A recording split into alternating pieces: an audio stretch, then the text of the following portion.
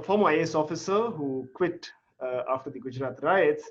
Mr. Harsh Mander is a writer, researcher, columnist, social activist who works with survivors of mass violence and hunger, as well as homeless persons and street children.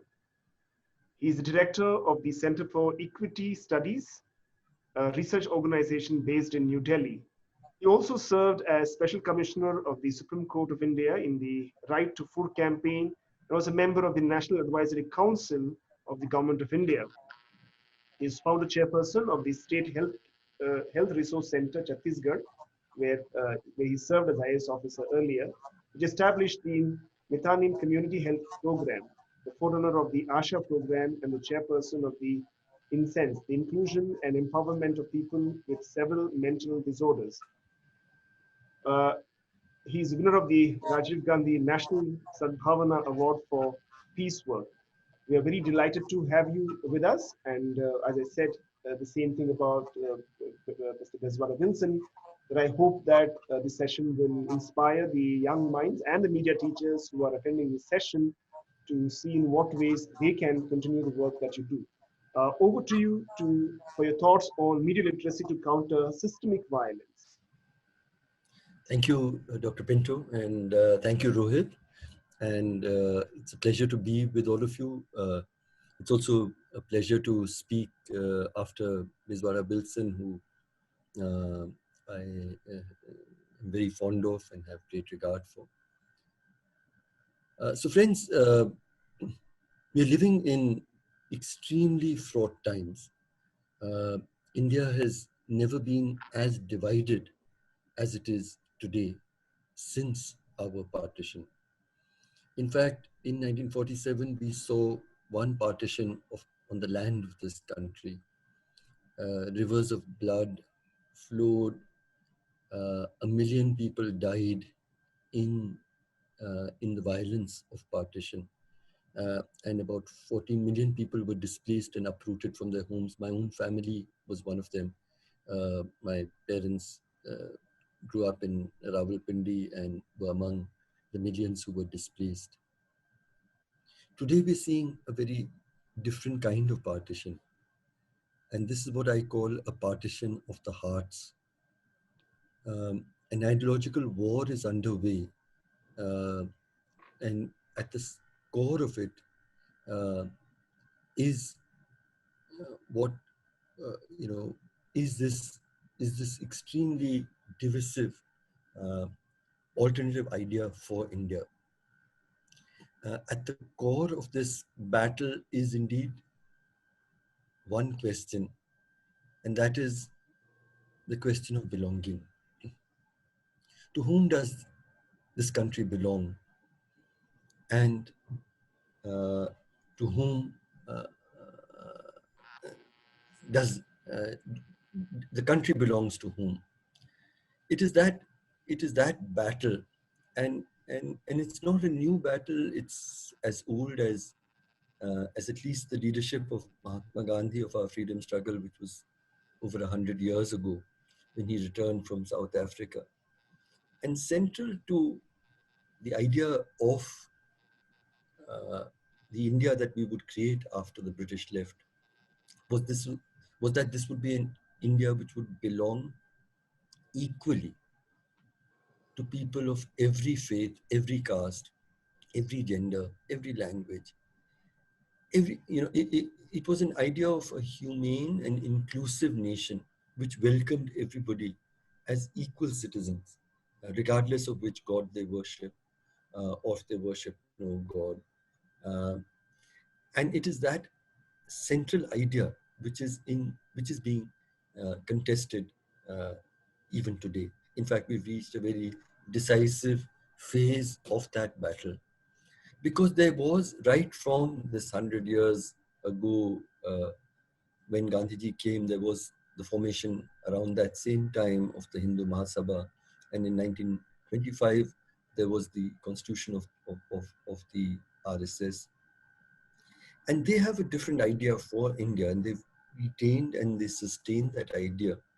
And that is the idea of a country that is a country of the Hindus.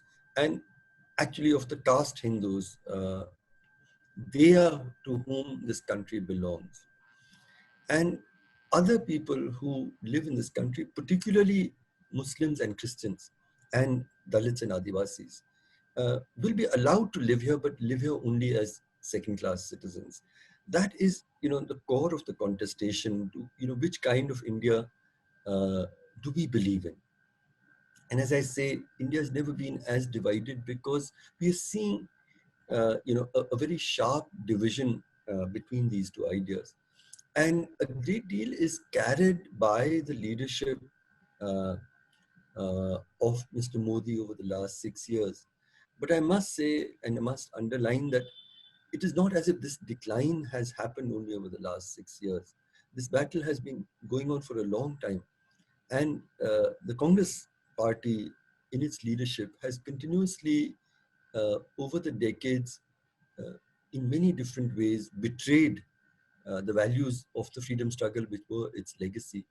And it is those betrayals which have actually paved the way substantially for the rise and the rise of this alternative vision for India.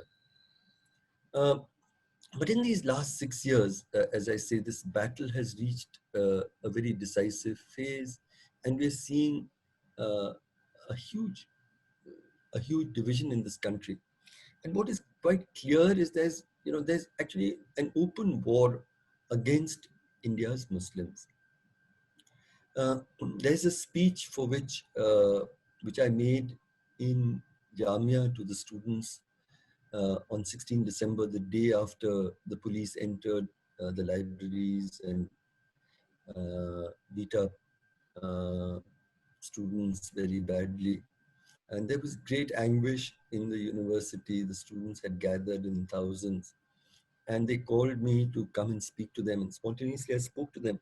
A speech which today, incidentally, in many charge sheets, the government describes it as a speech which, in the facade of peace, is actually promoting hate. But what I said in that speech is something that I need to repeat here. I said that we are fighting not against a particular law or even against a particular government. We're fighting for this idea of India, and we're fighting for what what we promised ourselves in the Constitution. Um, and I said also, this war against India's Muslims, it's extraordinary because uh, uh, uh, our Muslim brothers and sisters are continuously being asked to prove their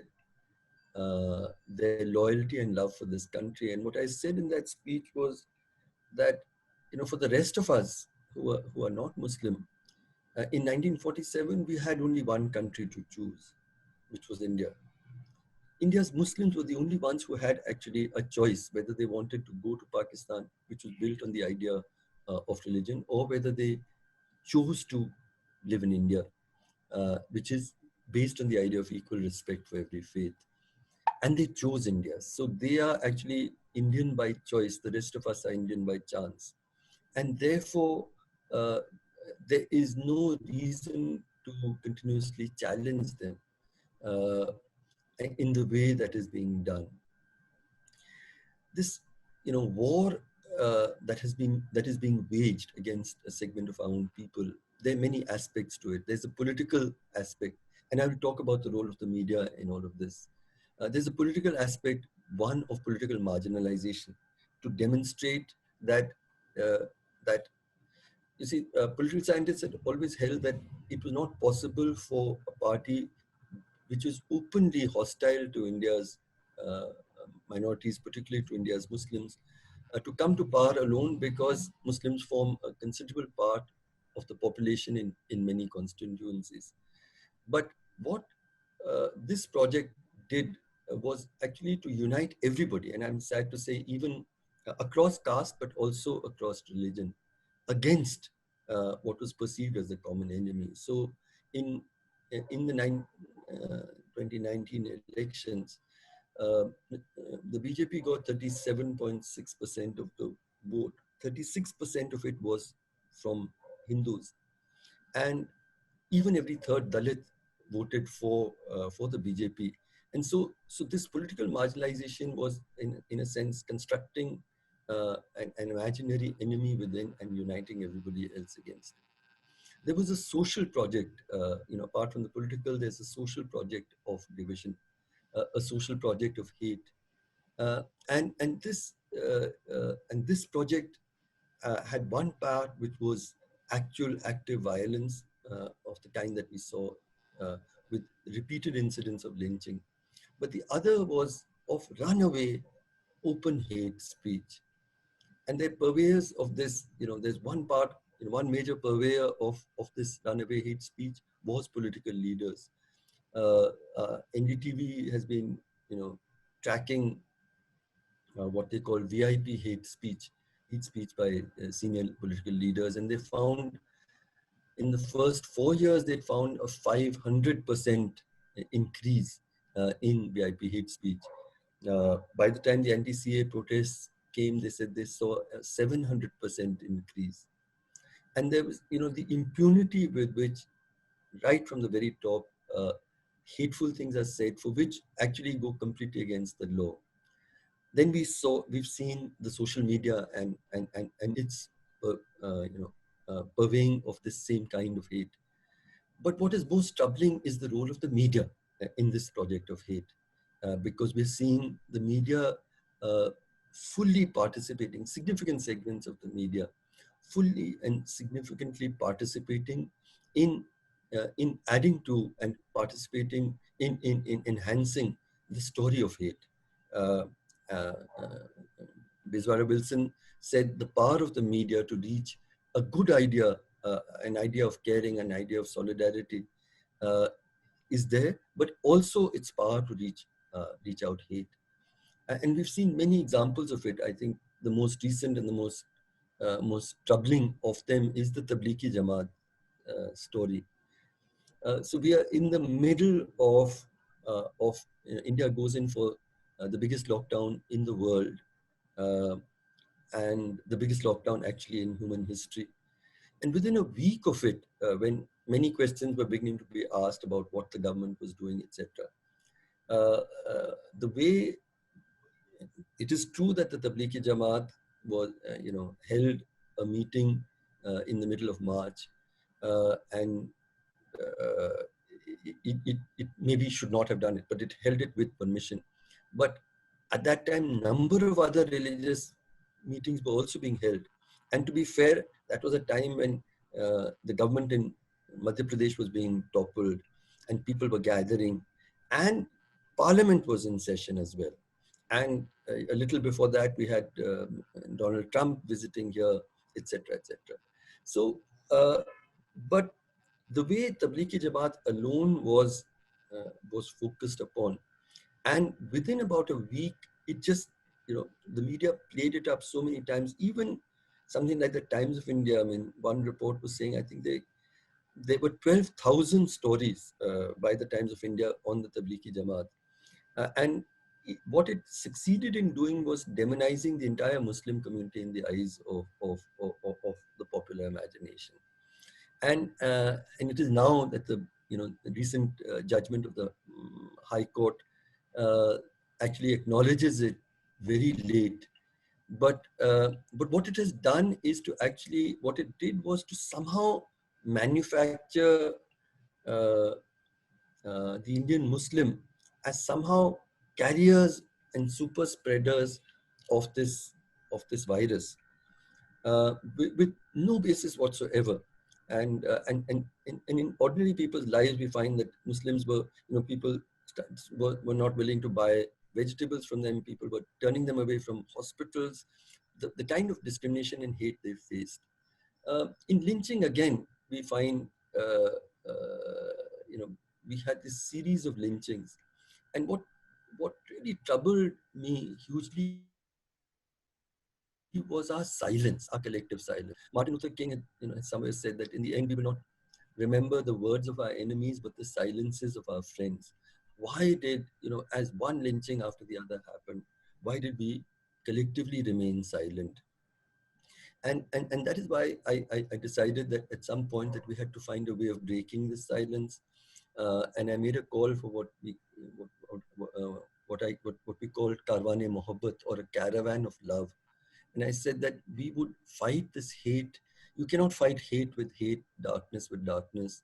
So instead, we will fight hate with love. And for this, I said we made a promise that we'll go to every home where anyone has been lynched, but we'd go as we would go to a loved one, to our family member, and we'd say four things. The first is that we want you to know that you're not alone. There are many people who care and share in your pain. The second is to seek forgiveness for what we have become as a country. And the third is that we'll stand with you as you fight for justice and rebuild your lives. But the fourth is very important in the context that we're speaking. The fourth was that we will tell your story. We will not allow silence to surround your suffering. And I worked with survivors of hate violence for a long time as a IS officer and afterwards. And I found that the first thing that a victim really needs is acknowledgement. At least you accept that they have suffered. And then, of course, the next steps of remorse and reparation and justice. But first, there has to be an acknowledgement, and their telling of the story is really important. And we found that there is not even an acknowledgement of most of the cases of lynching and what people have undergone. In fact, they have been portrayed as the perpetrators of violence in all of these. And therefore, we started and we created a small media team. The Karwane Mohabbat actually has a website. It was all voluntary, but it came together because a lot of people felt. And we've been telling stories, people who've suffered violence, but also stories of Hindus and Muslims, Christians, people of different faiths who are living together still in the middle of all of this with love and faith. I think I've run out of time, and there was much else I wanted to say. I'll just end. What has happened to the media? Uh, there was a program a couple of years ago in the press club, remembering 25 years of the Babri Masjid demolition. And reporter and after reporter was describing how on the one hand, they were breaking down the mosque, but on the other hand, they were beating up journalists because they said journalists will tell the story and we won't allow them. Uh, in, e- and 25 years have passed. Nobody has to beat up journalists. They're not telling the story. They're not standing on the side of the person who's the victim of hate and violence. They're demonizing them. They're participating in their demonization. What has happened to us? What has happened to the media? What has happened to us as a people is one question. What has happened to the media? And the role that it has of telling the truth, uh, of speaking truth to power, but at the same time, as as an instrument for reinforcing social harmony and the idea of fraternity.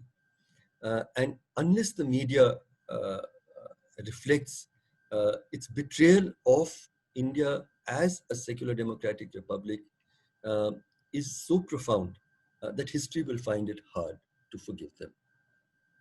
Thank you. Thank you, Mr. Harsh Mander, for that very fatherly and loving talk on such a burning and a very disturbing issue. I'm sure it's gone to the hearts. One question is, uh, will change in the way we train our media students make a difference or not? No, I think that training is extremely important. I think that uh, increasingly, not just in the media, I find even in human rights work, for instance, in the way we train doctors, I think we need to encourage young people to care. And we have to encourage them to be engaged, uh, to care, to feel responsible, uh, uh, to recognize, this idea of detached and impartiality. I don't think there's anything, when you're saying you're being impartial in a highly unequal situation, you're actually taking sides with the powerful. And therefore there has to be a clear ethical foundation uh, to your job as a truth teller, because what is truth depends on where you're standing and with whom you're standing, understanding that truth. In a lot of these television debates that we see, people talk about, oh, we're just being neutral. So Republic TV does. I don't think Republic TV can even claim to be neutral, but even the better channels, uh, what has happened is a certain kind of equivalence. So they get somebody who believes in hate mongering, etc. And then you have someone who, and often in a smaller minority. I mean, I've come a lot on these debates, and you find that you have suddenly been made into this, one viewpoint which is to be defended. And I find it hard to be. I mean, I refuse to be aggressive in those conversations in any case. But the point that I'm trying to make is, suppose we did a different thing. Suppose we said, okay, let's have a debate on women's rights. So we'll have some people who say that women are second class and should accept, just be at home, and don't have the right to participate in the economy and do it. And we'll have two people who believe in women's rights, and we'll have a conversation. Or let's have another discussion on caste untouchability. Some people who believe untouchability is good, and some people who believe it is bad, and let's just have a conversation. It doesn't work that way. I think there's something that we have agreed upon in our constitution. There's certain values that are central, and I think that the idea of equal citizenship, the idea of equal citizenship for people of different religions, different castes, and different genders, uh, is central to the idea of India. And it is not an equivalence to just give the legitimacy of an equal alternative view of thinking. So I do think that uh, that that we have to reinvent for young people how they imagine uh, their, uh, their duty as journalists. And I think that they have to take sides uh, with the weak and the disadvantaged. And they have to have respect, they have to have empathy, they have to have curiosity, you have to be interested, and, uh, uh, and they have to have the courage to tell the truth to power. There are a couple of other questions. I will read four of the questions, and you can weave them together. You can cherry pick from the questions, or take the most important questions given the constraint of time. One question is, which is what you mentioned in your response. How do we should we hold the hate mongers in television debates accountable? How do we hold them accountable, and what is that we can do as students and teachers of media? The other is, what can we do, or how can we make media more compassionate, and how can it make it build harmony? And of course, the next is about your view on what's happening in the Supreme Court with regard to Prashant Bhushan's contempt case, in the light of your own speech at Jamia Millia. And uh, uh, and how do we report a communal riot in a socially responsible way? These are some of the questions that are coming in. All extremely good questions. I wish we had much more time to answer them. So let me, I think the first two I more or less did respond to. So let me go into the third and the fourth question. The third, yes, in fact, the very speech that I gave in Jamia Millia was then presented to the Supreme Court, the cut-off versions of it, because towards the end, I make this following observation. uh, I, I was speaking to the students and I said, where in the end is this battle going to be fought and won? So I said, I don't see it being fought in parliament, because we're not seeing opposition political parties showing the moral courage to take a stand on questions of equal citizenship as promised in the Constitution. I don't see it even being resolved in the Supreme Court, because I've been disappointed with the way the Supreme Court has responded to questions concerning minorities in recent years. I said it will be resolved on the streets through peaceful, non-violent resistance of the kind that Mahatma Gandhi taught us. But I ended by saying that most of all, it's going to be one in a fourth place. And what is that place? That place is in my heart and in your heart. Whether we've allowed hate to colonize our hearts, or whether and fear to colonize our hearts, or whether we fought against them and and filled it with what I call radical love. So so this was a speech which by normally cannot be called as either contemptuous or hate mongering, but it has been described as both, and many criminal charges have been filed. The Supreme Court has also been moved, saying that I committed contempt, and a case is also going on against me. It's still going on in the Supreme Court. And I responded precisely in the same way, saying that I stand exactly by what I said.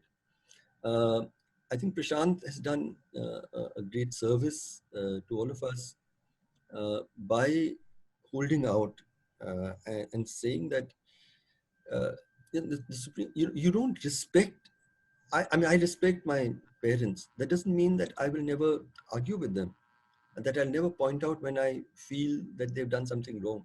In fact, if I truly love them and respect them, that is when I will feel compelled to reach out and tell them where I feel things haven't gone right. And I've gone back again and again to the Supreme Court. I went on the migrant workers during the pandemic. I went on the detention centers in Assam. I've gone on questions of the homeless and so on and so forth. I was the Supreme Court Commissioner for 12 years in the right to food. So we believe in the institutions, but we have to hold them accountable. And if the institution believes that by asking difficult questions, we are holding them in contempt, I think they are holding themselves in contempt. And Gandhiji had said in another place where he was talked about disaffection with the state. He said affection cannot be manufactured or ordered. Affection has to be won. Respect has to be won. So that's where I stand on Prashant's case. And lastly, you said about responsible reporting in communal violence. Firstly, of course, is fairness, is having, because I have seen and also handled as I handled the 1984 riots. I handled a series of riots during the Babri Masjid movement, and I left the civil service after Gujarat because I was just too anguished. I worked with the survivors, and I've also studied them. See, no. Uh, Firstly, we don't see, they're not riots, most of all. Riots meaning two communities equally fighting each other. Most of them are in the nature of pogroms, where it is largely attacks with the support of the state on the minority communities. And yet the story is never told in that way. And we need to tell the story fairly and well. But there's one other thing that I feel that I'd like to also say. I, in my work with so many cases of communal violence, even in Gujarat, the one thing that, the cruelty was so extreme, the brutality was so extreme, that is beyond even imagination. But what kept healing me was that I found also so many stories of kindness and of, I can challenge anyone now that I can take you to Gujarat, and for every case of killing and brutality and sexual violence, I'll find 3 stories of Hindus who also saved lives at great risk. And we need, as responsible uh, reporting, I think we also need to be alert to tell the stories of goodness and kindness. Priya Ramani just yesterday or day before wrote a story about the Tablighi Jamaat, and she wrote the story about somebody from Djibouti who a Tablighi man. He was kept locked up for 60 days for no crime whatsoever in a small prison, and right through the month of Ramzan. And what he says when he was leaving was that I still love, all of this happened wrong, but I still love India. And what he remembered was that, during the Ramzan months, the jailer was concerned about me, and he used to bring me dates so that I could break my fast. Uh, and so I think that we need to be alert to acts of kindness in the worst of times in our reporting. Uh, that is also part of our responsibility. I will have to wind this second session as well. Thank you so much, Harshmander, for your time, and of course, very, very touching and heartwarming way in which you speak and communicate what you're to communicate. Just to, of course, once the campus reopens, all of you are coming to Bangalore. And I must say that we just witnessed one so-called riot just recently, and of course, there are many dimensions to it.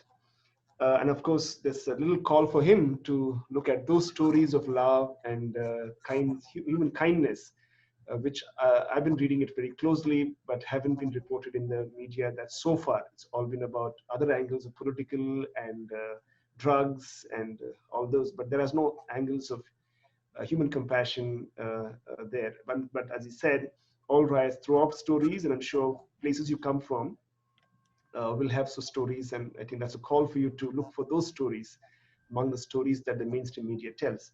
But also to tell the story of what really happened. I think both of them. Right, right. Thank you. So, and as I said, I hope we will have more chance to. Of course, you've been somebody who's just landing up wherever people have been calling you, but we have. I hope that we will have more opportunities to listen to you either virtually or in person at the campus.